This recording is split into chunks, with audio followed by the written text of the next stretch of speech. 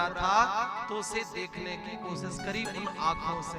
केवल एक गलत व्यवहार दृष्टि डालने पर भीष्म जी को ये सजा मिली कि 41 दिन तक वो बाणों की सैया पर पड़े थे। एक गलती और हुई थी 100वें जन्म में, एक अधमरे सर्प को, जो मरा नहीं था जीवित था, उस सर्प को उठाया बाण से और फेंका और वो सर्प जाकर एक कांटों में जाकर गिरा। 41 दिन तक वो सर्प पड़ा रहा, उसके एक एक कण खून गिरी। उस सर्प को पीड़ा देने से वही कष्ट भीष्म जी को भोगना पड़ा, क्योंकि कर्म का फल व्यक्ति को भोगना पड़ता। भीष्म जी ने स्तुति करी, प्रभु मुझे अपने चरणों में दास बना लो। भीष्म जी को इच्छा मृत्यु का वरदान था। सुंदर तिथि आई, भगवान का ध्यान करते हुए भीष्म जी भगवान के परमधाम को गए और जो उत्तरा के गर्भ में बेटा हुआ वह परीक्षित जी हुए। भगवान को छोड़ने अर्जुन जी गए द्वारिका, द्वारिका से विदा लेकर आए, भगवान परमधाम चले गए। स्वर्गारोहण किया पांचों पांडवों ने और राजा परीक्षित को राज्य दे दिया। राज्य संभाला राजा परीक्षित ने। चारों दिशाओं में घूमते हैं, जिधर जाते हैं उधर अपने पूर्वजों का नाम पाते हैं। सुंदर यहाँ पर कथा है। राजा परीक्षित पहुंचे, एक प्रसव, एक गौ माता को एक दुष्ट मार रहा था। कभी भी किसी गौ माता को, किसी बछड़े को, कन्या को, सौभाग्यवती स्त्री को, भगवान की मूर्ति को, झाड़ू को कभी लात नहीं लगाना चाहिए। कन्या को भी पैर लग जाए तो उसके पैर पड़ने चाहिए। वो देवी का स्वरूप है। अभी नवरात्रि गई ना, खूब कन्या ढूंढ ढूंढ लाए होंगे, बाजू से लाए थे और खुद के घर में आ रही थी तो महाराज जी 2 महीने में ही हमने छुट्टी करवा दी थी पेटई में। बोलो राधे राधे। कन्या की तलाश थी नौ दुर्गा में, लेकिन खुद के घर में कन्या आ रही थी तो उससे परहेज था। क्या कहोगे?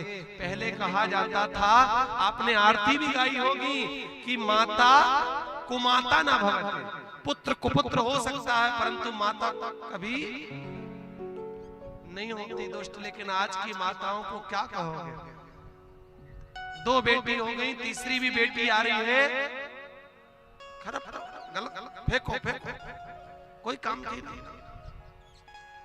अरे भैया, बेटों बस से कल्याण नहीं होगा। क्या बेटे बेटे चाहोगे तो क्या लाड़ा ब्याह के लाओगे? लाड़े से लाड़ा ब्याह दोगे क्या? बोलो राधे राधे। अरे लाड़ा को लेके जाओगे तो लाड़ी लानी पड़ेगी ना। जब तो आएगी घर में लाड़ी और लाड़ी आएगी तो फिर खुशहाली लाएगी। अब लाड़े से लाड़ा थोड़ी ब्याह दो। अरे बढ़िया, बेटी भी आने दो, बेटा भी आने दो, सब जरूरी है। एक बहन जरूरी है तो एक भाई भी जरूरी है, एक भाई भी है तो एक बहन भी जरूरी है। आज यहाँ पर राजा परीक्षित ने प्रसव से पूछा, उसने कहा मैं कलयुग हूँ। 4 चरण हैं धर्म के, सत्य, दया, दान और तप। सत्य का पैर टूट गया, दया का पैर टूट गया और तप का पैर टूट गया। केवल एक पैर बचा है दान का।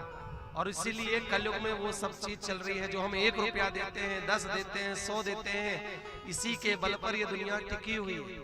4 घंटे की कथा हो रही है, 4 घंटे में कितनी बार पैर बदल लिए मैया? कभी यहाँ, कभी वहां, कभी कभी तो भगवान ही को ऐना दिखा दिया, सीधे पैर करके लो भगवान शीशा देखो। कितनी बार तो पानी पिया, चिल्ड वाटर बढ़िया व्यवस्था करी, ठंडा ठंडा पानी। अब जब पानी पियोगे तो समस्या दूसरी भी खड़ी होगी। बोलो राधे राधे। थोड़ा और जोर से बोलो। अरे एक बात हमको ये समझ में नहीं आई आज तक, आप 2 दिन से देख रहे हो, हमने पानी पिया, बोलो तो सही। और प्यास आपको ज्यादा लगनी चाहिए कि हमको लगनी चाहिए? फिर आप काय के लिए पीते हो?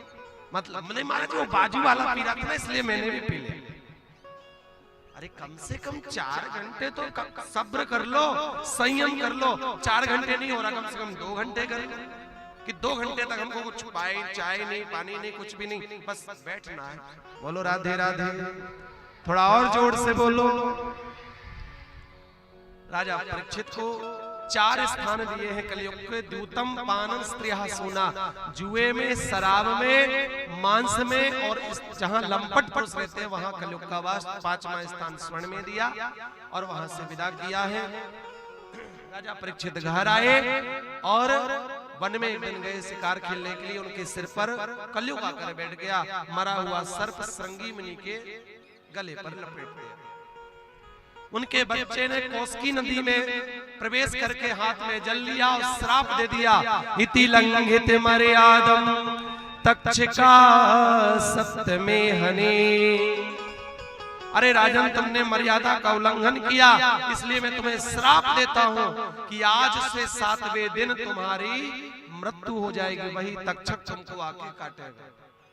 और 7 दिन के अंदर केवल राजा परीक्षित नहीं मरने वाले, हम सब लोग भी मरने वाले। क्या बोल रहे हो महाराज जी? 7 दिन में? बिल्कुल, गांठ बांध लो, लिख के ले जाओ। 7 दिन के बाद कोई 8वां दिन ही नहीं होता, 7 ही दिन होते हैं। इन्हीं 7 दिन में हमने जन्म लिया, इन 7 दिन में हमारी मृत्यु। शनिवार से गिन लो, आज शनिवार, रविवार, सोम, मंगल, बुध, गुरु, शुक्र, कितने दिन? 7 दिन का ही जीवन है, बाकी 7 दिन के ऊपर जीवन नहीं होता है। इसलिए 7 जन्मों का फल इस मनुष्य तन से हमें प्राप्त हो जाएगा। कल सुखदेव जी महाराज की वाणी खुलेगी। आज यही कथा को विश्राम देंगे। सुखदेव जी महाराज का आगमन हुआ, राजा परीक्षित ने स्वागत किया। वरिया ने सिते